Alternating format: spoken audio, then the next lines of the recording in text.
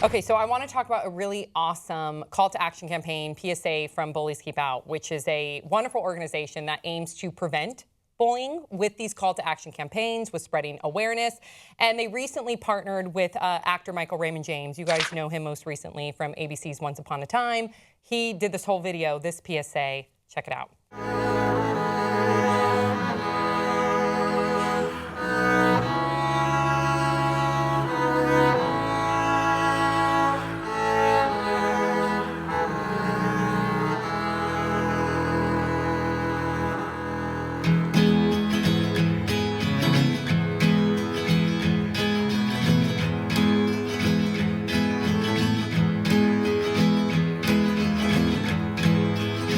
So they are really, him and his actor friends, you may recognize Lisa Bonet in there, James Harvey Ward, Jason Momoa. What they're doing is they're encouraging people to stand up, to intervene. And they also share their own stories. It just comes off really authentic. It tugs on the heartstrings. But what I loved is that they talked about these statistics at the end of the video, which really underscores the problem that we have.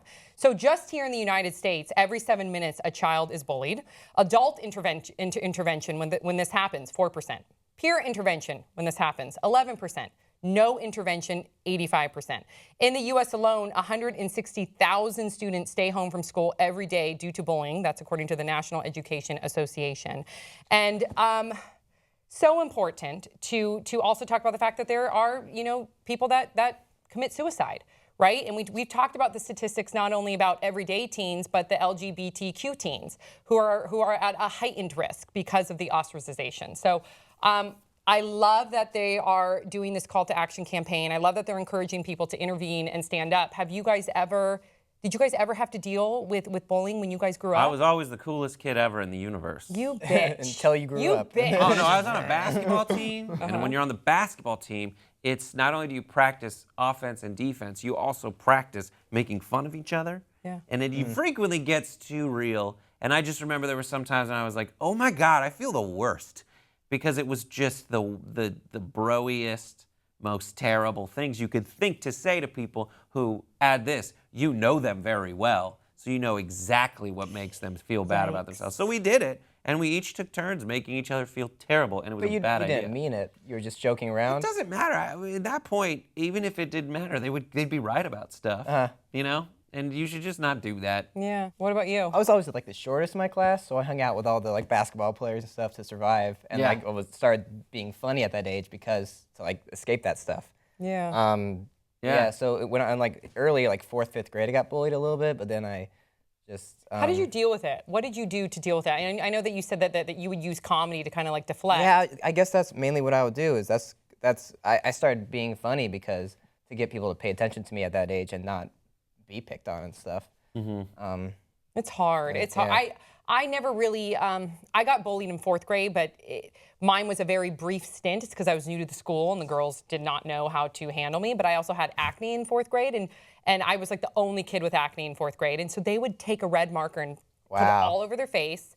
There was one incident where I was I felt so humiliated, where I was out on the playground and waiting in line to play tetherball, and they ran up, and I won't even say the girl's name. She ran up and she took, I don't even know where she found a dirty diaper, but a dirty motherfucking diaper, and threw it at me. So I had to go, and I got stuff on me. So I remember going to the bathroom and just looking at myself in the mirror, as I was cleaning myself off, just being like, I feel so alone right now. And that was just a brief stint. I can't imagine if that carried out. Of course, I was skinny and people would call me Scarecrow and ET fingers, and I still hide my hands to this day because of it.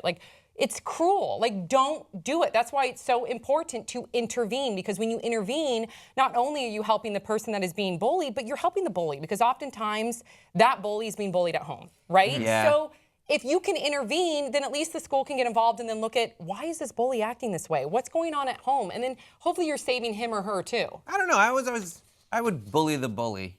I did remember doing that a couple times in middle school. You did. You were just a bully. Which is just You were a hero, though. I was a mean person in 6th grade for 3 weeks. I remember it. I was terrible. I felt bad to 2 different people. It was horrible. I did too. I said some mean things too. But then there was one time when I didn't even think I was intervening, and the people who were getting bullied were like, "Thank you." I thought I just said something very small. I forget what it was, but I remember they were like, thank you for stepping in. And I just thought it was like, I might have just said something like, really? This is what we're saying now? We're joking this way at this point?